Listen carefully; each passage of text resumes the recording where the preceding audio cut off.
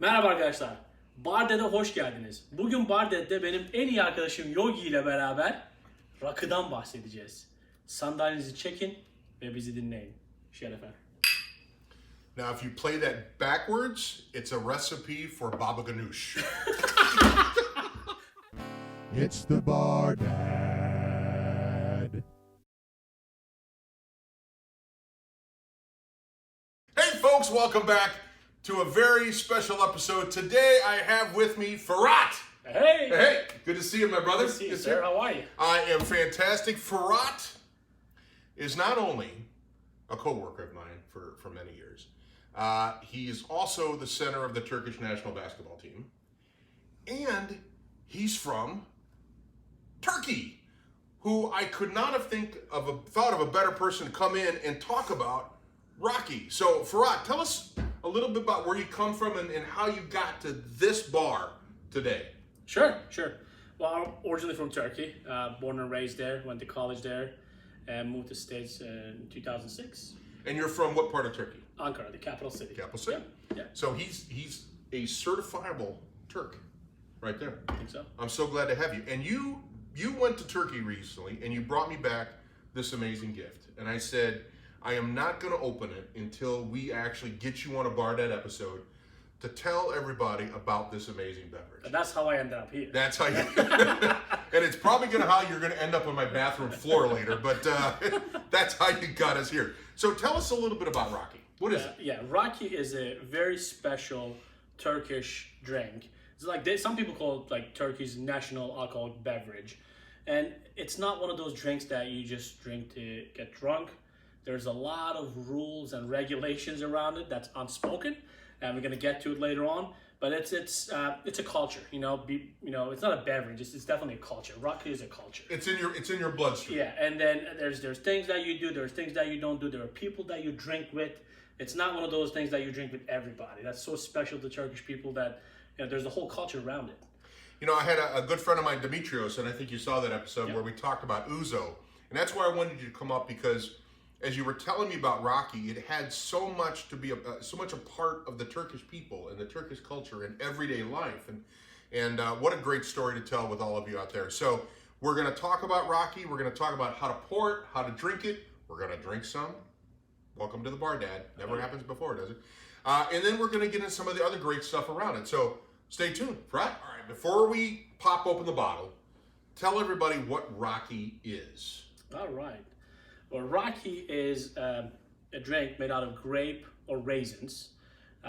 It's very much like vodka. It's made with like distillation, kind of technique. There's no fermentation. So it's a distilled drink, and that's pretty much it. But the difference, there's a lot of drinks out there like sambuca, ouzo. But you're missing a big ingredient. Yeah. It's grapes and aniseed. Oh, aniseed. Yeah. That's for sure. That's for sure in there. So, but the main ingredient is grape, and then you flavor it with anise, which is that licorice kind of flavor. That licorice taste, yes. So compared to some of the other ones in Middle East, and also like Eastern Europe, there's a lot of cultures they do drinks very similar to it, like ouzo, arak, and then different ones. The difference is some of them they make it with different fruits other than grape, but the Turkish people will only make it with grape. So this is a bottle of ouzo. Yeah, it could be made with grape, but I know that they also make it with some other fruits time to time. And you will always see that there's also a difference in alcohol content.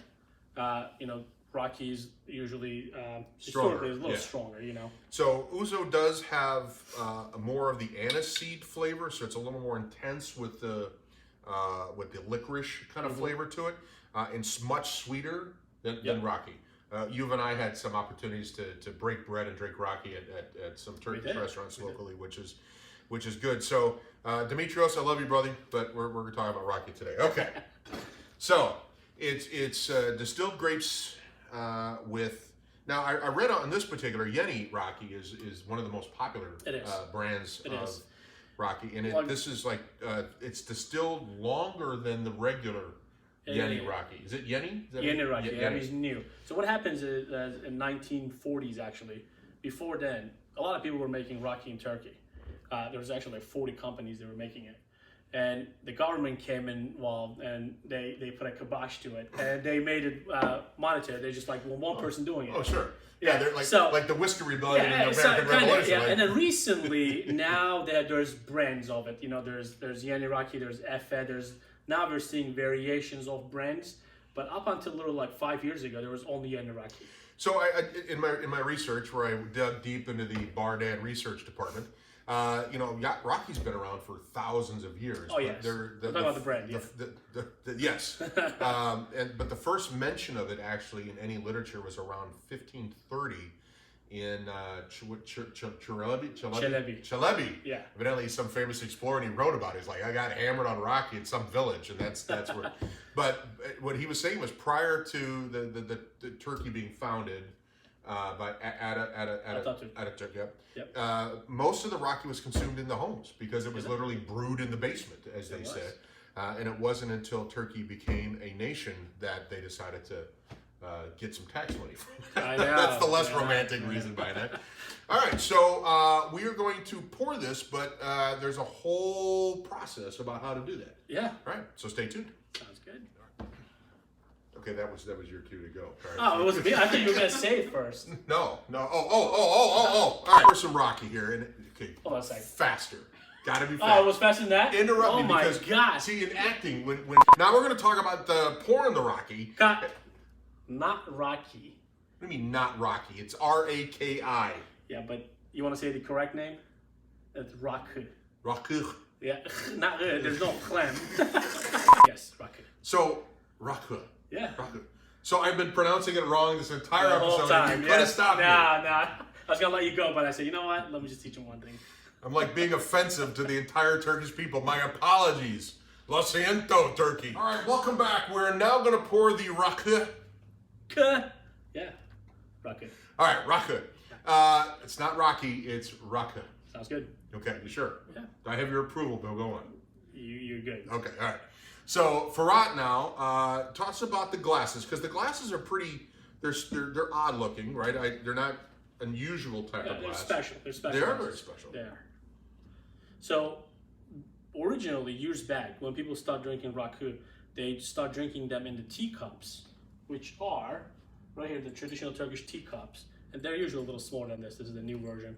But they start drinking them in these. And eventually, over time, it evolved into this look. And the back of the cups, usually there's like a single or double lines. The single is 4 cl, double is 8. So when you want to pour it, everybody will watch you. And if you're at a restaurant and you're pouring your Raki, because they will judge you if you do it wrong. That's like we said about the unspoken rules, right? You pour the Raki first.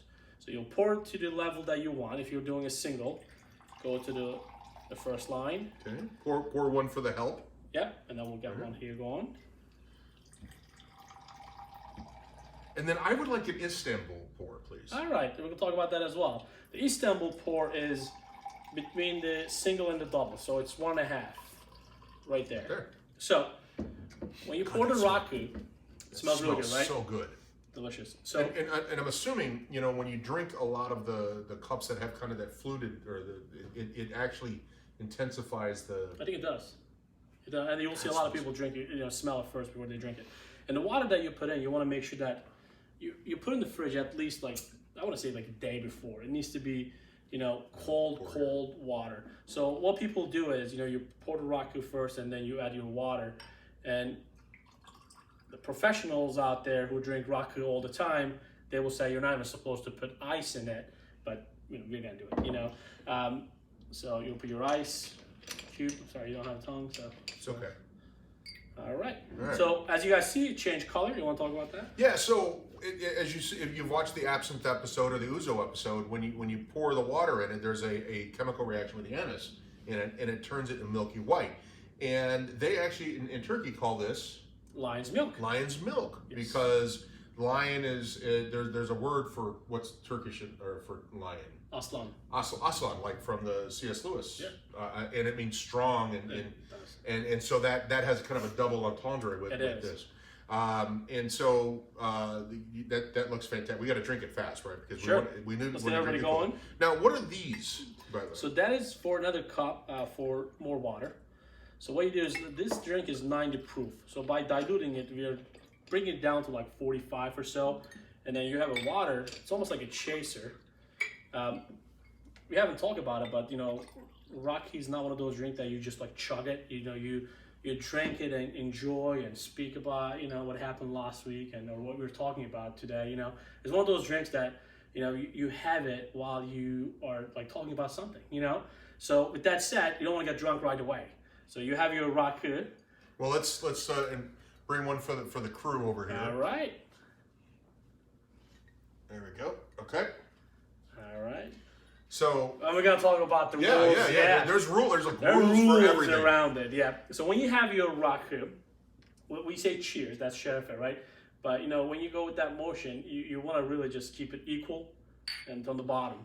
That means that, you know, that's just one of those unspoken rules. So unlike the states where you clink usually at the top of the glass, you go for the bottom of the glass. And then, yes, and you definitely do not want to do that.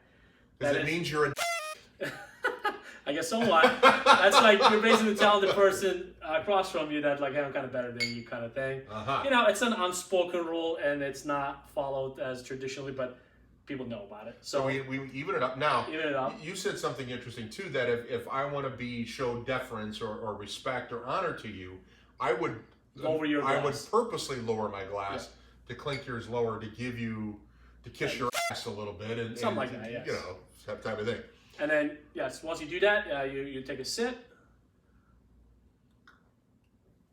Delicious, and like I said, and it's 45 proof, but you can chase with water.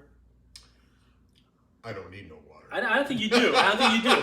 But again, since the Raki table, it's 5 far long, sitting down and drinking, people do that because they don't want to get drunk quickly. You know. So let me just kind of talk to the bar dad folks of what I'm tasting here, right? So it definitely has that licorice kind of the anise smell to it, right? But it's not as sweet. You know, we also have Italian Sambuca here, which is maybe the aniseed. This is really, really sweet. You've got the ouzo, which is not as sweet. So this is just a uskoshi in Japanese, right? Just a little bit of sweetness, but you really get you do get that 90+ proof flavor in it. Yep. And it's just mellowed with the water a little bit on it. It's fantastic. So one more drink here. It's şerefe. What was it? Şerefe. Şerefe.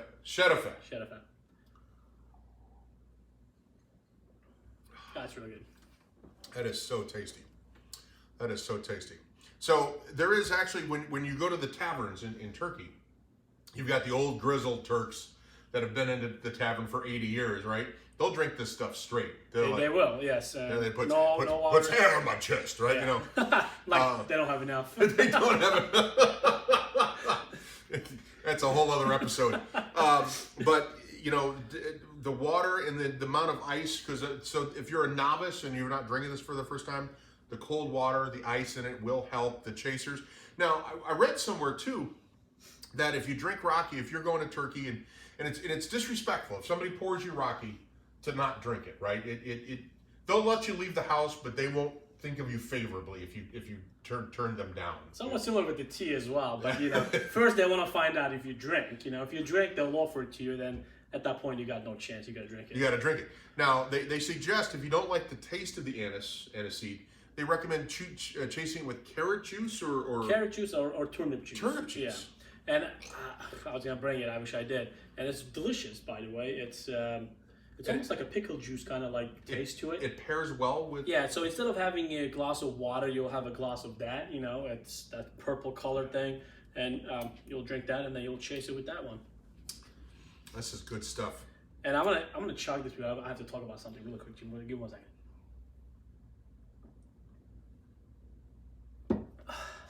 So there's one more thing. I gotta do that. So people also drink Raki a lot. You know, almost 99.9% of Turkey who drinks alcohol, they drink Raki when they're upset. Oh. So we have to set the mood though. We'll be right back. All right. So we're gonna talk about also when people drink Raki when they're sad. Because we're happy now. Yeah, we're happy right now. Yeah, when you're happy, you drink it, you have fun, you dance. But there are a lot of people, I would say 99.9% of at least the men I know, when they're sad, they'll call their friends to the tavern in Turkey. And Wait a minute. Turkish men, when they're sad and emotional, they call their friends to tell them about talk it? about it. American men, you also got something to Hold learn on. from it. Maybe I should do some clarification. Usually when they have like lady drama. Okay. Yeah. And, you know, it's like it's easier to talk to other men who has the same drama. Tell me how you feel. I know. Anyway, they call their friends. How about that? Let's correct that. Okay. They call their friends and they go to tavern, right? And so depending on the sadness level, some do this. They'll plot a Band-Aid. And they'll put it, so you know how we talk about the lines, there's the single and the double, and you get to determine your own line. If you're sad, you'll put the Band-Aid. So here we go. Let's say I'm that sad. And then the server, when they come in, they'll fill the Raki all the way up to the Band-Aid. Let's see how this plays out. I'm not drinking that. They offended. Efendim. Yaraya kadar.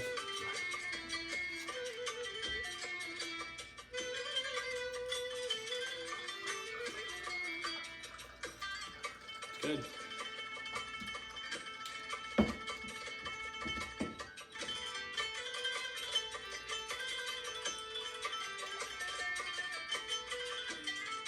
Goose fava. So, we learned a little bit about what Raki is. We learned a little bit about drinking it. Oh, and by the way, there is a perfect time to drink Raki. There's like an established perfect time, and I believe that's at the beginning of sunset, right? That's because the sun's setting over the Bosphorus. Sure. I'm setting the mood. You like that? Yeah. And then that's a good time to drink it. So they call it Rocky O'Clock. It's Rocky O'Clock somewhere. All right, Firat, what do we have here? That's more like it. It's more like it. Oh, yeah. Why? Why is this more like it? And what is this that we're looking at here? So, you know, traditionally, when we go out here, right, we order our meal and then we pair our wine with it. You know, you kind of pair your drink with your meal. But Raki culture is totally different. You pair the food with Raki. So if you're going to go to drink Raki, you know, obviously you pick the food that goes with it. You know, so it's other way around in there. So usually you eat a lot of salty things like there's eggplant dish here. You got feta cheese. A melon is one of those things that you must have in a Raki table. You know, you have to have melon with feta cheese. And some people eat it with the chickpeas. You got chickpeas and you got some watermelon. But this table, it goes on and on. You know, you've been in the tables that there's literally like 25 different dishes. A lot of seafood people eat with Raki as well. Fish, like, you know, octopus or calamari, and then different variations of it, you know. Does it come in courses, or did they just bring it out whatever they... What you do is, like, when you go to a restaurant, usually, there's this, like, big fridge, you know, with all these, like, you know, appetizers are in there. So you kind of pick your appetizer before you sit down. Or sometimes they bring it to your table and they say you pick it and then just give it to you. So there's minimum 15 different types. And they're all Mediterranean dishes, and they're pretty healthy usually, you know. And that's how you start your day. You don't just get the drink and then wait for the food. It kind of like comes in tandem, kind of. All right, well, Yeah. First of all, what's the cheers again? Şerefe. Şerefe, right? Now, if you were, that's so good. If you were enjoying a meze with your friends, and you were drinking the Raki, what would you pair with the Raki? What would you eat first? I don't think there's like a lineup like that. I would probably go with the melon and cheese first. Yeah, just like that. All right. Yeah. And then follow up with Yeah, take a sip.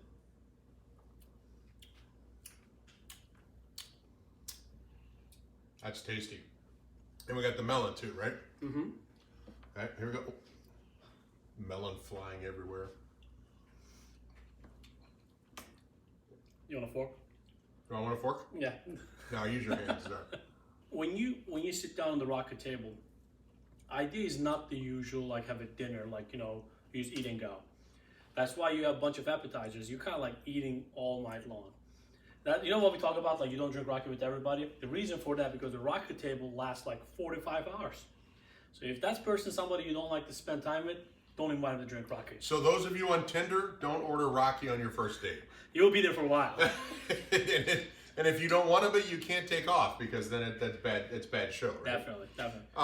Another toast, by the way, because Sure. I forgot something. So there's a tradition in Turkey that you tap the glass on the side of the table or on top of the table, and that's in remembrance of people that you wish were around. That's correct. Today. That's correct. And I know I talk about Dimitros. I was hoping he was here today to enjoy this. I think it would have been great. Yeah, we'll just do it for Dimitros. Then. Dimitros. Dimitros. Cheers. Now, what is this stuff? Talk about it as I spoon it onto my bread. It looks amazing. It's an eggplant dish with tomatoes and garlic. It's pretty common in Turkey, and it's delicious.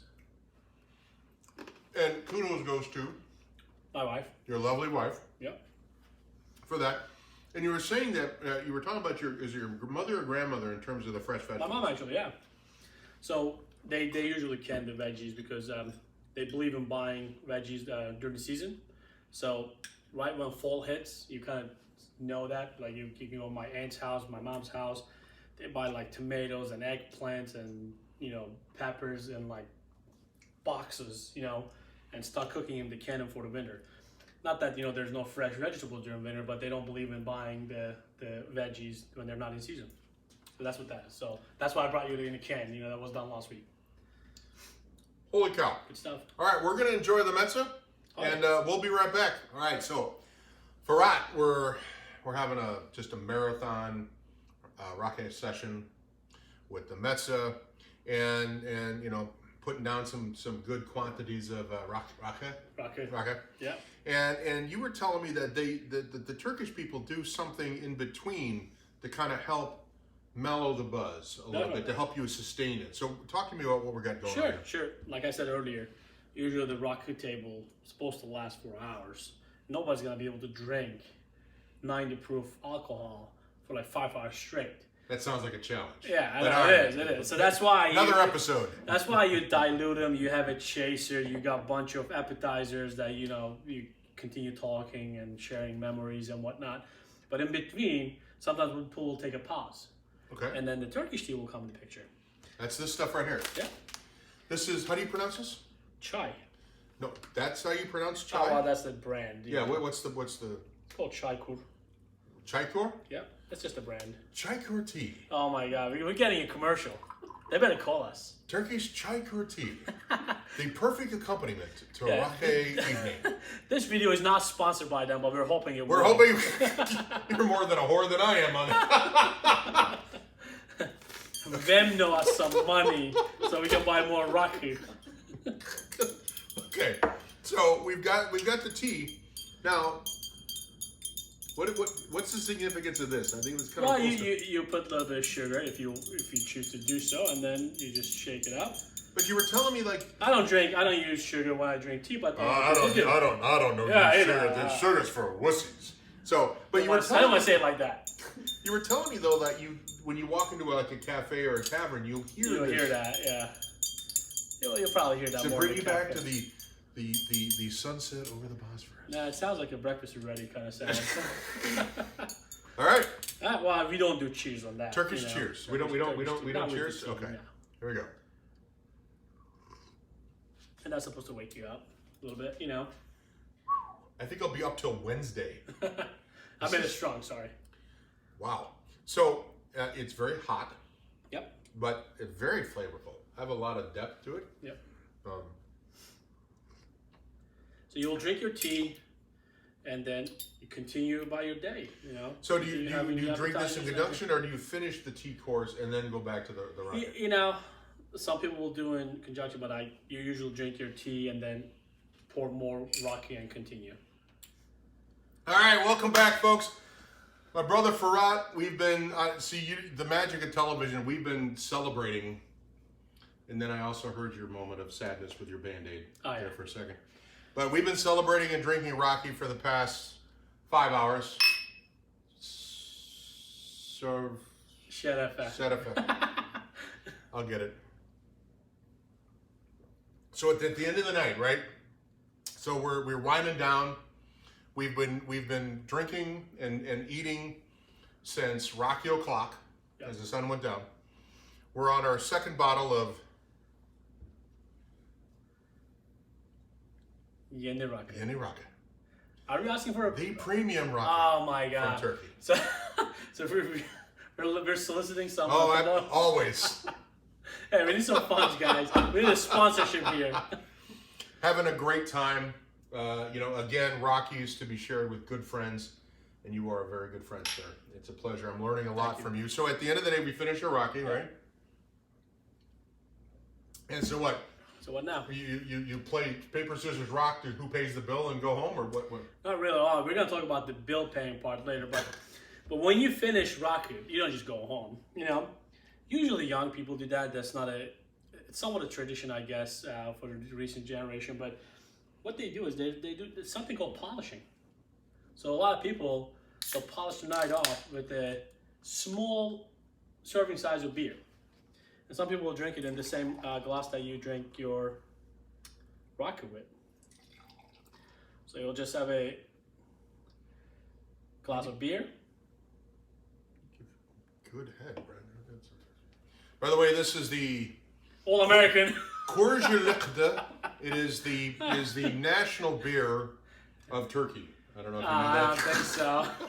This is called polishing. So you basically just close the books of drinking alcohol with this, and then for the night. Wait. Şerefe. Shut up.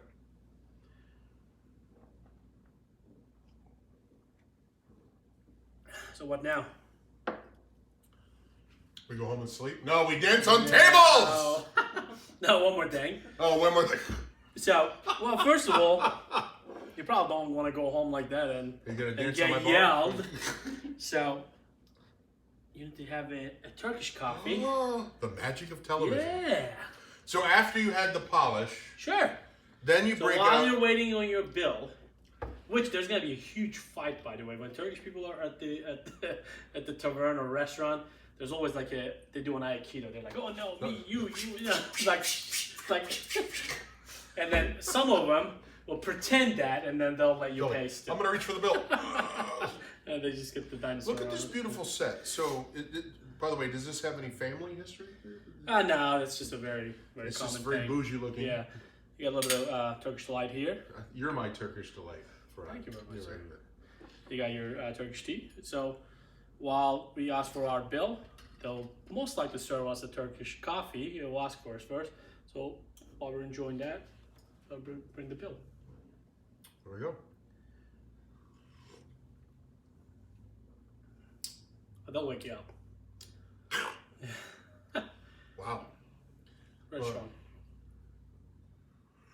All right, Firat, it has been an absolute pleasure, my brother. Thank you for coming out. I have learned so much. You are just a wealth of knowledge when it comes to Turkish booze, and I appreciate you coming today. Thank you. Thanks for having me. Awesome.